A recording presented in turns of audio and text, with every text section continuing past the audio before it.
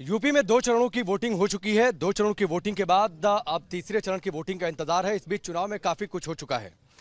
गर्मी की बात हो चुकी है, चर्बी की बात हो चुकी है, हिंदू गर्दी जैसे शब्द सामने आ चुके हैं।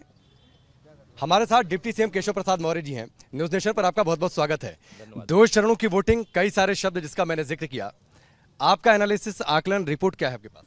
भारतीय जनता पार्टी की आंधी चल रही है, जिसमें साइकिल उड़ करके सैफई पहुंच गई है। साइकिल उड़कर सैफई पहुंच गई। भगवान कृष्ण किसका भला कर रहे हैं? 2 चरणों की वोटिंग हो गई। अखिलेश यादव ने कहा पूरे उनके पक्ष में हवा है। देखिए, जो राम भक्तों के हत्यारे हैं उनका भला कैसे हो सकता है?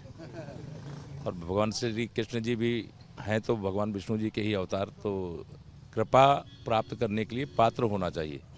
और वह पात्रता मैं यह मानता हूं कि श्री अखिलेश यादव जी और समाजवादी पार्टी में नहीं। यूपी में एक बार फिर से 2 लड़कों की चर्चा है, एक पुराने एक नए। दो लड़कों की चर्चा का इतिहास का पन्ना खोलिए। 2017 में 2 लड़के आए थे, एक राहुल गांधी जी थे, दूसरे अखिलेश यादव जी थे। 47 पे सपा सिमट गई थी, 7 पे कांग्रेस सिमट गई थी।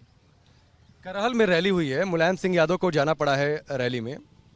आप लोगों ने पूरी ताकत लगाई है, चक्रव्यूह पूरा रचा है, मुलायम सिंह यादव को उतरने के लिए मजबूर कर दिया। श्री मुलायम सिंह यादव जी ने श्री अखिलेश यादव जी का नाम भी नहीं लिया है। वो स्वयं भी चाहते हैं कि जिन्होंने उन समाजवादी पार्टी के अध्यक्ष की कुर्सी उनसे छीनी है वो हार जाएं। वो भी, उनके पिताजी भी चाहते हैं अखिलेश यादव जी हार जाएं, चाचा शिवपाल जी भी चाहते हैं अखिलेश यादव जी हार जाएं, और वहाँ की जनता तो चाहती ही हार जाएं। और जब 20 तारीख को वोट पड़ेगा तो वहाँ कमल खिलेगा। 10 मार्च को जब वोटों की गिनती होगी तो करहल सहित मैनपुरी की 4 सीटों पर कमल खिलेगा और वहाँ भाजपा को जीत का चौका लगाने का मौका मिलेगा। आपने शायद उन्होंने आखिरी में नाम लिया, याद दिलाना पड़ा। तो मैंने कहा ना, वो ज़बरदस्ती नाम करें लो, तब उन्होंने लिया नहीं। वो किसी कीमत पर मैं मानता हूं कि मुलायम सिंह यादव जी श्री अखिलेश यादव जी का नाम कभी नहीं लेना चाहते। अच्छा, 2-4 बातें पिछले कुछ दिनों में हो गई हैं। अखिलेश यादव कन्नौज में एक रैली कर रहे थे, उसमें उन्होंने पुलिस वालों को बुरा भला कह दिया। नहीं, मैं इतने अस्तरहीन शब्दों का प्रयोग करके श्री अखिलेश यादव जी जो उत्तर प्रदेश के 5 वर्षों तक मुख्यमंत्री रहे, उन पुलिस के जवानों को जो उनकी सुरक्षा में लगे रहते हैं उनका अपमान किया। और उनके इस भाषा की मैं निंदा करते हुए पुलिस वालों से तुरंत माफ़ी मांगने की भी मैं मांग करता हूं। और श्री अखिलेश यादव जी का ये आचरण बहुत ही अशोभनीय है।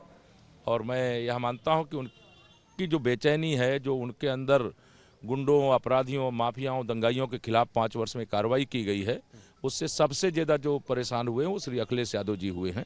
और वह पुलिस ने जो अपना जो कानून के अधिकार का प्रयोग करके कार्रवाई की है और उनके प्रति जो 5 साल एक मुख्यमंत्री रह चुके हैं, 5 साल से जो गुस्सा भरा था वह पुलिस वालों के प्रति अब शब्दों का प्रयोग करके उन्होंने प्रकट किया। एक मुख्यमंत्री रह चुके हैं, वो संवैधानिक पद पर रह चुके हैं, उसके बावजूद इस तरीके की भाषा। आप बहुत कुछ बोल रहे हैं, वचन पत्र पर देखिए कह रहे हैं फ्री बिजली, टीचर, शिक्षा मित्र, पेंशन, लॉ एंड ऑर्डर, इन सब की बात वो कर रहे हैं। देखिए, जो कुछ किया होता है वो करे तो उस पर कोई भरोसा करेगा। समाजवादी पार्टी भरोसा खो चुकी है। वो रहे हैं मुख्यमंत्री, लेकिन मैं यह मानता हूं श्री मुलायम सिंह यादव जी के परिवार के आखिरी सुल्तान थे वो। अब समाजवादी पार्टी कभी सरकार के इर्द गिर्द नजर नहीं आएगी। अच्छा, कई सारे शब्दों का इस्तेमाल हो रहा है। एक वीडियो आया, उसके बाद मुख्यमंत्री ने कहा कि गर्मी निकल जाएगी। फिर जयंत चौधरी कह रहे हैं कि चर्बी बहुत हो गई है बीजेपी नेताओं में।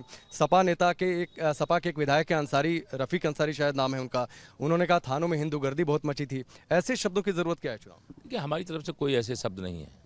चर्बी तो उनकी निकलनी ही चाहिए जो गुंडई करते हैं, जो गरीबों को परेशान करते हैं, जो दंगे करते हैं, जो लोगों की ज़मीन पर कब्जा करते हैं, जो अवैध खनन करते हैं, जो अपहरण का उद्योग चलाते हैं, उनकी चर्बी तो निकालने का काम 5 साल पुलिस ने किया है। अब 10 मार्च तक चुनाव आचार संहिता है, उसके बाद फिर कार सेवा शुरू होगी। जो अपराध करेगा उसके खिलाफ कार्रवाई होगी, और जो खुशहाली से जीवन जीना चाहता है उसकी पूरी सुरक्षा होगी, उसका संरक्षण होगा। अच्छा, इतना काम हुआ, भारतीय जनता पार्टी ने इतना काम किया, योगी सरकार ने इतना काम किया, फिर डर दिखाने की क्या जरूरत है? मुजफ्फरनगर की चर्चा करना, दंगों की बात करना? नहीं, अगर किसी ने पाप किया तो उनको पुण्यात्मा बताएंगे क्या? उन्होंने अगर पाप किया, उनके संरक्षण के सरकार में अगर दंगे हुए हैं, उसमें इतनी बड़ी संख्या में लोग मारे गए कि अगर मुख्यमंत्री के नाते, गृह मंत्री के नाते उस समय वो जिम्मेदारी निभाते तो न दंगा होता, न एक भी मौत होती। लेकिन उनके शासनकाल में 700 दंगे हुए, 700। और भाजपा के शासनकाल में एक भी दंगा नहीं हुआ। योगी आदित्यनाथ जी के नेतृत्व में जिस दिन से हमारी सरकार ने शपथ लिया है, गरीब का कल्याण, किसान का कल्याण, भर्तियों में बिना रिश्वत दिए नौकरियों को देने का काम, बिजली पहले इनके समय आती नहीं थी, भाजपा के समय जाती नहीं है, इनके समय बिजली का तार काट ले जाते थे, इस समय ट्रांसफार्मर कह रहे हैं फ्री बिजली देंगे 300 यूनिट। फ्री बिजली देने वालों के शासन काल में लोग बिजली के तार पर कपड़े सुखाते थे। अच्छा, लुंगी जालीदार ये सब शब्दों का इस्तेमाल हो रहा है, जालीदार टोपी आपने भी कहा। 80-20 की बातचीत हुई, 80-20 वाला फॉर्मूला क्या है? ये 80% वोट भाजपा का है, बाकी 20% में बंटवारा है सब। पोर्ट्रे हो रहा है कि 80 हिंदू है 20 मुस्लिम है। ये तो उनका चश्मा है, देखने का दृष्टिकोण है। चूंकि बड़ी तस्वीरें सामने आ गई, कर्नाटक से एक तस्वीर आई, हिजाब को लेकर बवाल मच गया। ये तस्वीर क्या है? कह रहे हैं समाजवादी पार्टी के नेता अखिलेश यादव की ये सब कुछ प्लॉट किया हुआ है बीजेपी का। ये भाजपा रोको, मोदी रोको, योगी रोको, प्रतियोगिता के जो टुकड़े टुकड़े गैंग के लोग हैं, जो कभी देश का भला नहीं चाहते, देश के गरीबों का भला नहीं चाहते, देश के गरीबों के जीवन में खुशहाली नहीं देखना चाहते, वो इस प्रकार की हरकतें करते हैं। अरे कोई विद्यालय होता है, विद्यालय के बच्चों का यूनिफॉर्म होता है, और हर माँ बाप चाहता है उसका बच्चा जब विद्यालय जाता है तो कम से कम उस यूनिफॉर्म में जाए जो विद्यालय के द्वारा निर्धारित किया गया है। तो इस बार 10 मार्च के बाद सरकार बनेगी तो क्या आप लोग ऐसी व्यवस्था करेंगे कि कॉलेज में, शैक्षणिक संस्थानों में कम से कम कोई ड्रेस कोड हो? हमने ट्रेलर आपको दिखाया है 2017 से 22 तक। 10 मार्च के बाद आज पिक्चर देखिएगा आप। एक पंजाब में रैली हुई, सीएम चन्नी ने कहा, चूंकि ये सवाल इसलिए कि सभी लोग यूपी के हैं, बिहार के हैं, प्रियंका गांधी वहां पर बगल में थी, उन्होंने कहा यूपी बिहार के भैया आकर पंजाब में राज करेंगे क्या? प्रियंका गांधी यहाँ पर आती हैं, चुनाव प्रचार करती हैं, ऐसे शब्द यूपी बिहार के लोगों पर बार बार टारगेट क्यों? देखिए, मैं ये कहना चाहता हूँ कि यह बयान पंजाब के मुख्यमंत्री चन्नी का नहीं था। यह बयान सही मायने में कांग्रेस की नेता श्रीमती प्रियंका वाड्रा का था। अगर उनकी उपस्थिति में कोई यूपी के लोगों को, बिहार के लोगों को गाली दे, जो यूपी बिहार और देश का हर बच्चा मतलब मेरा एक भारत है, एक श्रेष्ठ भारत है, हम भारत को एकता अखंडता के सूत्र में बांधने की बात करते हैं और वह अलग अलग करने की बात करते हैं, तो इस प्रकार के बयान का अगर कोई दोषी है तो उनके मुख्यमंत्री तो हैं ही। मैं कांग्रेस पूरी पार्टी को दोषी मानता हूँ। बीजेपी की रणनीति क्या है? धर्म विकास का कॉकटेल या फिर धर्म और विकास को अलग अलग करके देखिए? धर्म एक अपनी व्यक्तिगत आस्था का विषय होता है और विकास शासन में आने के बाद हमारी जिम्मेदारी होती है और जिम्मेदारी उसको हमने निभाया है। और गरीबों को तमाम सुविधाएं जो 60 वर्षों में कांग्रेस नहीं की, और जो गांव-गांव का विकास जो 15 वर्षों में सपा बसपा की बारी बारी से सरकार के बाद भी नहीं हुआ, वह काम हमारी सरकार में 5 साल के अंदर हुआ। जब 1.5 साल पौने 2 साल कोरोना के कारण से हम बहुत सारे काम करना चाहते थे, नहीं कर पाए थे। एक सवाल हमने स्वामी प्रसाद मौर्य से पूछा था करीब 15-20 दिन पहले इंटरव्यू में कि आप पिछड़ों की बात कर रहे हैं, दलितों की बात कर रहे हैं, इनकी उपेक्षा कहकर आपने पार्टी छोड़ दी। केशव प्रसाद मौर्य वहाँ पर हैं, वो भी तो मौर्य समाज की तरफदारी कर रहे हैं। उन्होंने कहा वो आरएसएस के रटुए होते हैं। देखिए, अब उनके बयान पे मुझे बयान नहीं देना है, लेकिन मैं इसलिए ये सवाल आपसे पूछा क्योंकि इसके बाद इंटरव्यू छोड़कर भाग गए। मैं राष्ट्रीय स्वयंसेवक संघ का स्वयंसेवक हूँ, इसका मुझे गर्व है और मैं स्वयंसेवक होने के नाते ही देश और समाज की सेवा करने का इतना बड़ा दायित्व तो आज निर्वाह कर रहा हूँ। जो गए हैं मैं आपको एडवांस में बता दे रहा हूँ। आज तारीख कौन सी है? 18 तारीख है। 10 मार्च को जब ईवीएम मशीन खुलेगी, आप देखना भाजपा में आकर के लोग बड़े जरूर हो जाते हैं, लेकिन जाने वाले विधानसभा का मुंह नहीं देख। वो और यूपी राजभर कह रहे हैं कि बनारस से किसी को जीतने नहीं देंगे बीजेपी को। ये तो अखिलेश यादव जी, राहुल गांधी जी और ये सारे जिनका नाम ले रहे हैं, मैं तो उनका नाम भी नहीं लेता हूँ। ये सारे लोग 2019 में सपा बसपा का जब गठबंधन हो गया, कांग्रेस भी अंदर से उनकी मददगार हो गई, लोक दल पश्चिम में आ गया, तब हमने अमेठी में राहुल गांधी जी को हराया कि नहीं हराया? कमल वहाँ खिला कि नहीं खिला?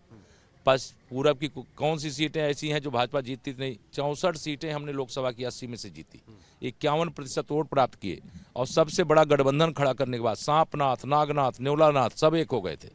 अच्छा, ये इतना कॉन्फिडेंस है। यूपी में 37 साल से कोई सीएम रिपीट नहीं हुआ, नोएडा कोई नहीं जाता था, मुख्यमंत्री योगी आदित्यनाथ कई बार नोएडा गए। ये कॉन्फिडेंस की वजह क्या है और आपको लगता है कि सीएम योगी रिपीट होंगे, सारे रिकॉर्ड टूटेंगे? ये यूपी का इतिहास आप देखिए ना, 2014 में हमारे 73 सांसद जीते, 2017 का विधानसभा चुनाव हुआ तो उसमें हमारे 325 विधायक जीते, 2 चुनाव जीते, तीसरा चुनाव लोकसभा का फिर 2019 में हुआ तो हमारे 64 सांसद जीते।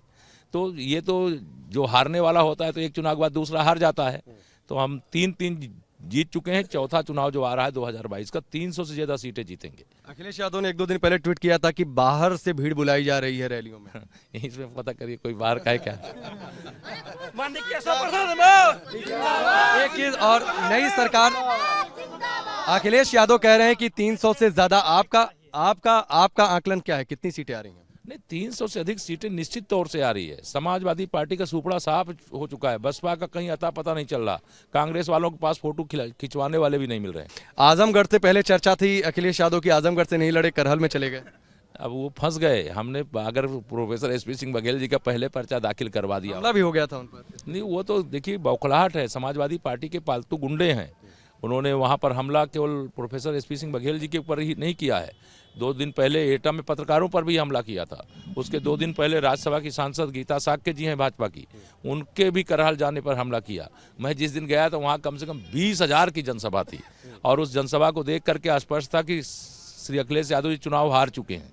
अब वो मुलायम सिंह यादव जी को लेकर के गए, लेकिन मुलायम सिंह यादव जी ने उनका परिवार को एकजुट दिखाने की कोशिश, शिवपाल यादव भी बस से हाथ हिलाते हुए दिखाई। शिवपाल यादव जी का चेहरा देखिए, उससे समझ में आपको आएगा कि उनको किस प्रकार से सम्मान दिया है, किस प्रकार से उनका अनादर किया। मेरा उनके परिवार का मामला, उससे मेरा लेना देना नहीं, लेकिन श्री अखिलेश यादव जी करहल से चुनाव हार रहे हैं। नई सरकार में शुभकामनाएं आपको, लेकिन मुख्यमंत्री योगी आदित्यनाथ रिपीट होंगे, आपकी भूमिका क्या होगी? नहीं, ये भारतीय जनता पार्टी का नेतृत्व तय करता है, और आदरणीय योगी जी के नेतृत्व में हम लोग शानदार जानदार काम किए हैं, और पूरा प्रदेश बम बम बोल रहा है।